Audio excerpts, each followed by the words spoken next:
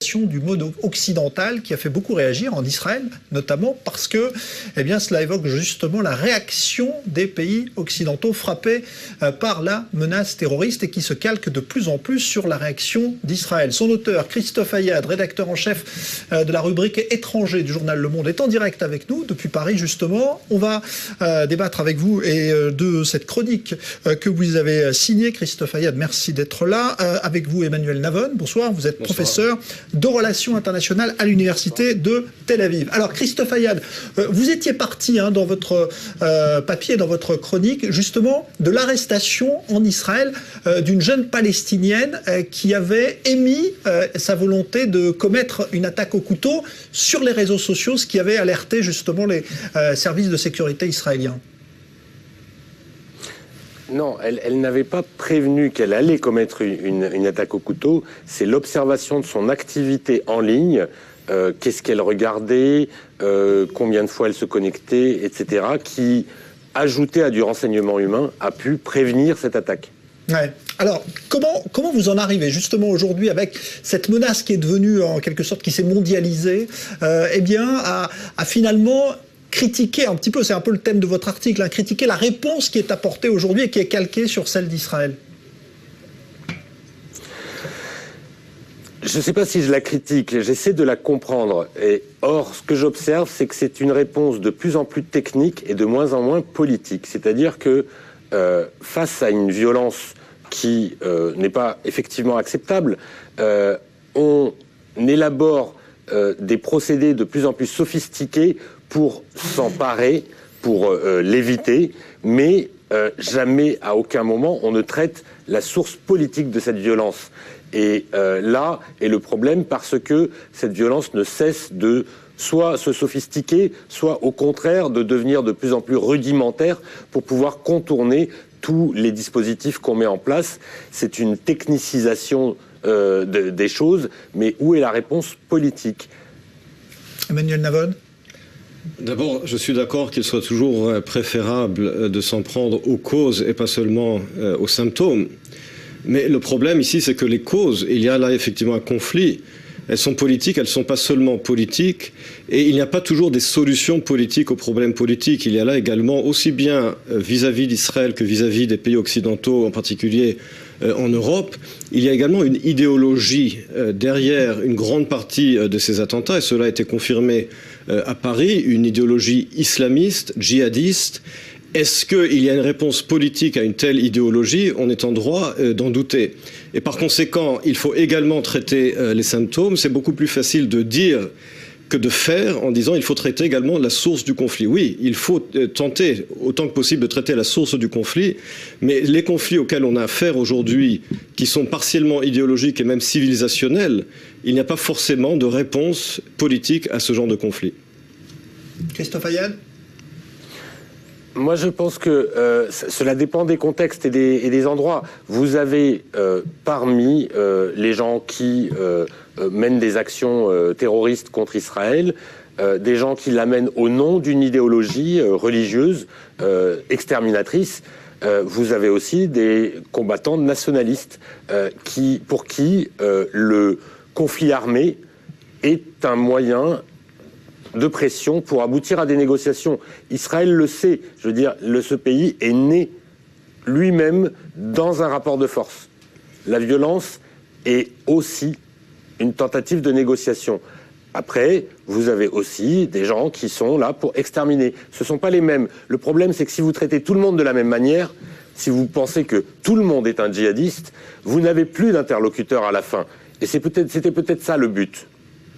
Je pense qu'Israël est tout à fait conscient que tout le monde n'est pas un djihadiste. Il y a, comme vous l'avez dit, des djihadistes. Il y a également des gens qui se battent à des fins politiques.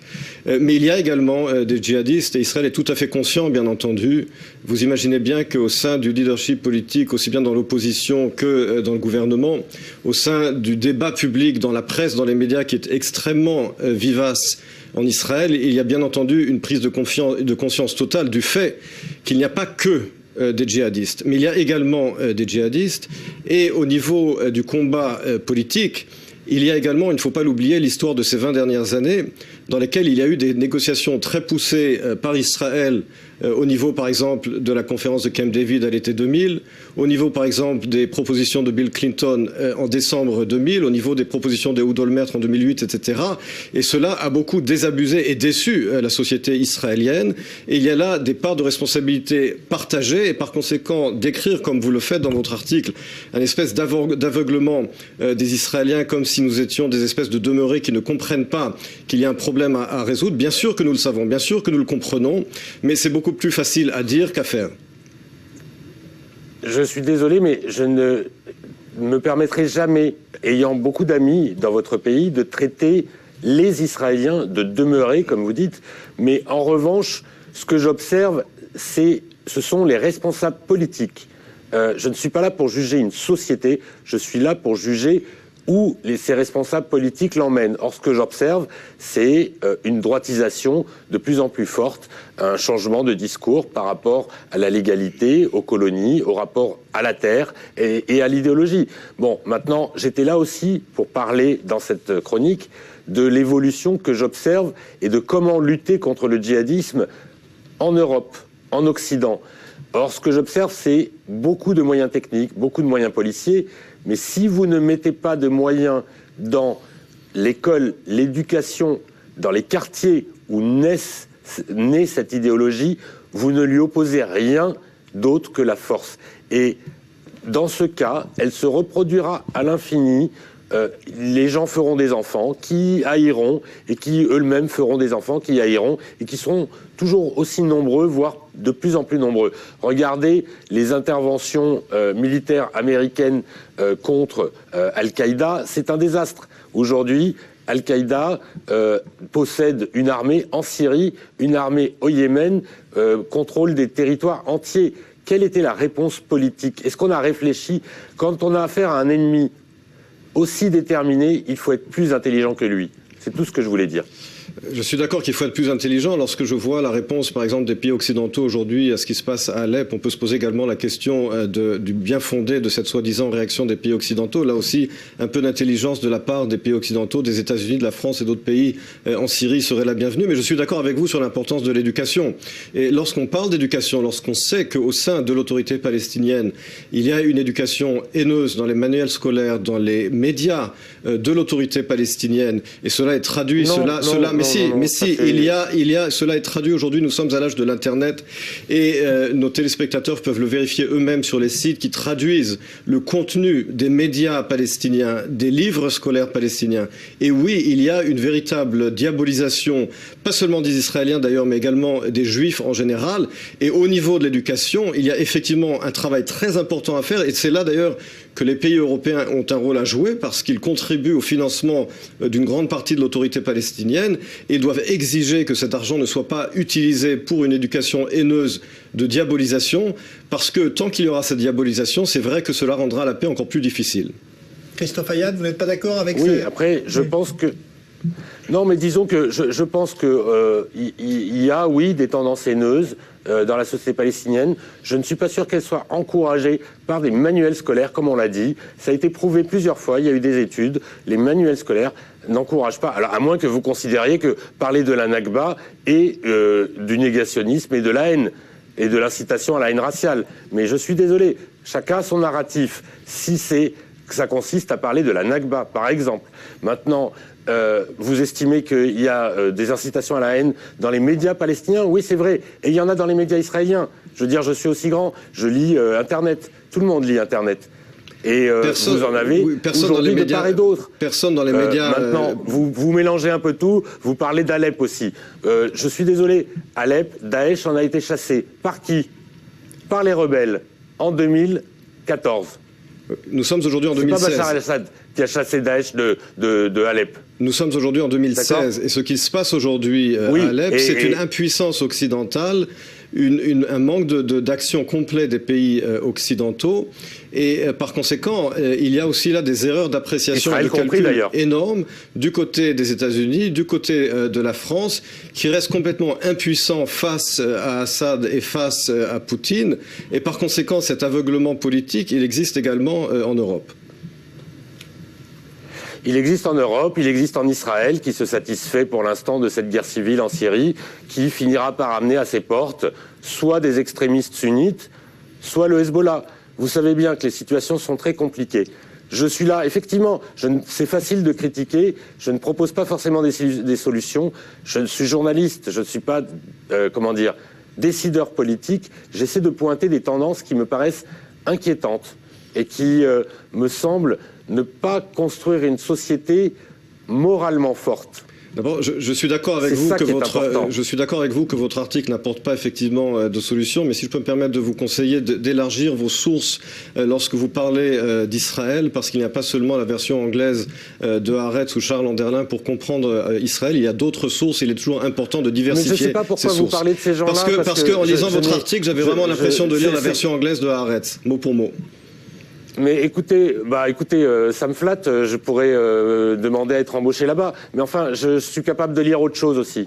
Je vous le conseille fortement. J'ai tous les jours des comptes rendus de la presse israélienne en hébreu, traduits en français, de l'ensemble de la presse. Mais je voudrais juste un mot, parce qu'on arrive presque au terme de cette intervention, mais pour élargir justement, parce que votre article porte aussi, Christophe Ayat, sur la réponse finalement que la France aujourd'hui apporte à ce qui s'est passé. Quand on a des meurtres de masse tels que ceux qui ont été commis à Paris le 13 novembre, vous estimez qu'il y a une autre manière de répondre que celle qui a été choisie par l'État français aussi ?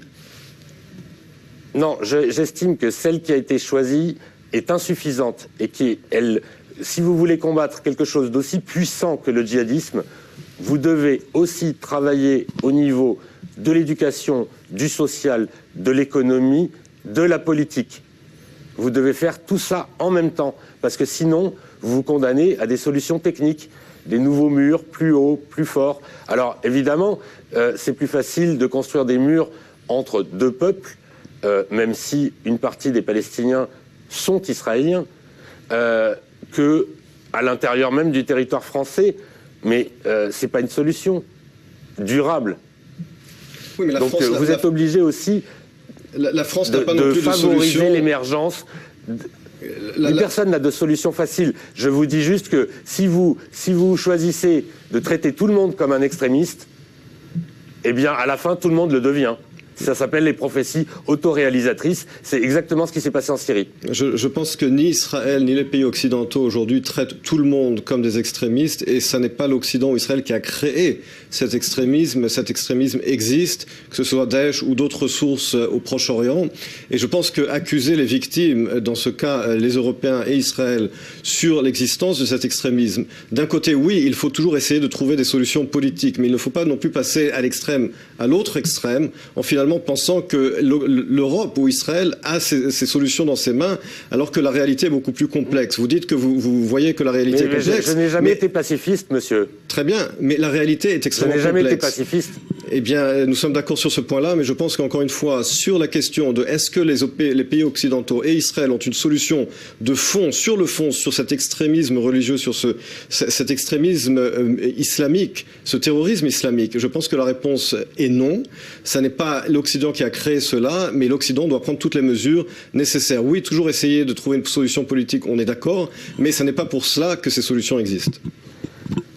Bon, par ailleurs, cet article ne traitait pas que de terrorisme, il traitait de la destruction de l'État-providence, il traitait du fait que vous avez d'énormes manifestations sociales en 2011 en Israël et aucun écho, aucun résultat, aucun changement, à part quelques petites mesures pour alléger la pression sur le marché du logement. Vous avez un traitement des migrants qui est totalement inique et qui a été dénoncé par le HCR et plusieurs autres organisations internationales qui font respecter le droit international. Là-dessus, vous vous trompez sur les faits. Laissez-moi vous corriger, parce que sur la question de ce que vous appelez la destruction de l'État-providence, je vous rappelle que la libéralisation de l'économie israélienne a été initiée en 1985 par Shimon Peres, qui était un travailliste, de la même manière qu'en 2003, c'est Gerhard Schröder, le social-démocrate, qui a libéralisé l'économie allemande pour rétablir les comptes publics. Donc contrairement à ce que vous dites, ça n'est pas les années 90 et ça n'est pas une destruction, c'est au contraire une reconstruction de l'économie israélienne. C'est cela qui a libéré les forces vives de l'économie israélienne et qui a permis à Israël de devenir la Startup Nation, une nation de high-tech. Quant aux immigrants, oui, je vous rappelle que... Et comment vous m'expliquez les grandes manifestations de 2011 ? Tout n'est pas parfait en Israël, il y a des écarts sociaux, absolument, mais les réformes économiques qui ont été faites en Israël en 1985... non, qui ne cessent pas... Là, vous vous trompez également, il y a des études économiques qui ont été publiées par des centres qui ne sont pas publiés dans le journal Haaretz, qui montrent au contraire que les écarts sociaux ont été réduits ces dernières années, qu'il y a au contraire une réduction des écarts. Il y a d'autres études qui sont faites, qui ne sont pas effectivement reprises par le journal Haaretz, mais factuellement, cela est faux, encore une fois. Mais écoutez, vous me parlez d'un tas de gens dont je n'ai rien à faire. Vous me parlez de Haaretz, mais réglez vos comptes avec Haaretz si vous en avez envie. Quelles sont vos sources, quand vous dites que les écarts sociaux s'écartent? Pouvez-vous citer vos sources? Ah ben, Yediot, Aharonot, etc. Pendant la dernière campagne électorale, c'est la même tendance politique. Pas mal de chiffres qui sont sortis. Vous avez pas mal de chiffres qui sont sortis sur le résultat de la politique de M. Netanyahou. Tout à fait, mais je veux dire par là que Yediot, Aharonot et Haaretz sont la même tendance politique. C'est bien ce que je vous dis. Écoutez, le doigt montre la lune. Si vous regardez le doigt, c'est pas ma faute. Juste un mot sur les migrants, Emmanuel Navon. Alors sur les migrants, je vous rappelle que Israël, comme avait dit en France Michel Rocard lui-même, la France ne veut pas absorber toute la misère du monde. C'est vrai a fortiori pour Israël qui est un pays de 8 millions d'habitants, qui, entre parenthèses, Israël a reçu des boat people en 1977. On ne peut pas non plus avoir des centaines de milliers d'immigrants illégaux africains arrivés en Israël. Et Israël n'a pas la même capacité d'absorption que les pays européens, que l'Allemagne par exemple. Et oui, Israël a construit une barrière pour mettre fin à cet exode et d'autres pays le font aujourd'hui en Europe parce qu'on ne peut pas... Pas seulement une barrière, mais pas seulement une barrière, mais aussi des camps dans le désert. Il y a des gens qui ont fui pour des gens... Il y a des camps dans le désert, oui, de rétention. De la même manière qu'il y a des camps de rétention au large de l'Australie, même chose, parce que c'est des mesures de prévention, justement. Oui, mais je trouve pas que ça soit un modèle extrêmement... Comment dire Il se trouve que j'ai des amis du Darfour qui sont passés par ces camps de rétention et qui disent avoir fui un génocide. Ça me paraît un peu gênant. Mais quand ils sont arrivés en Israël, ils sont passés par l'Égypte. Et en Égypte, leur vie n'était pas en danger. Mais écoutez, vous n'allez pas vous comparer l'état de droit en Israël et en Égypte. Non, mais ils n'étaient pas obligés, ils ne sont pas des réfugiés politiques dès l'instant où ils sont en Égypte. Donc ils n'étaient pas obligés de rentrer en Israël. Ils sont passés en Israël parce qu'Israël est une économie riche. Mais parce que vous connaissez l'état de droit en Égypte. Mais leur vie n'était pas menacée en Égypte. Vous savez comment un Soudanais... Mais bien sûr que si, ils sont rackettés et menacés dans le Sinaï, enlevés, torturés, kidnappés. Je suis obligé de vous arrêter. Merci Christophe Ayad, en tout cas un rédacteur en chef journal Le Monde, rubrique étranger. Merci à Emmanuel Navon, professeur de relations internationales. C'était donc une manière de réagir à cet article qui a suscité, on l'a vu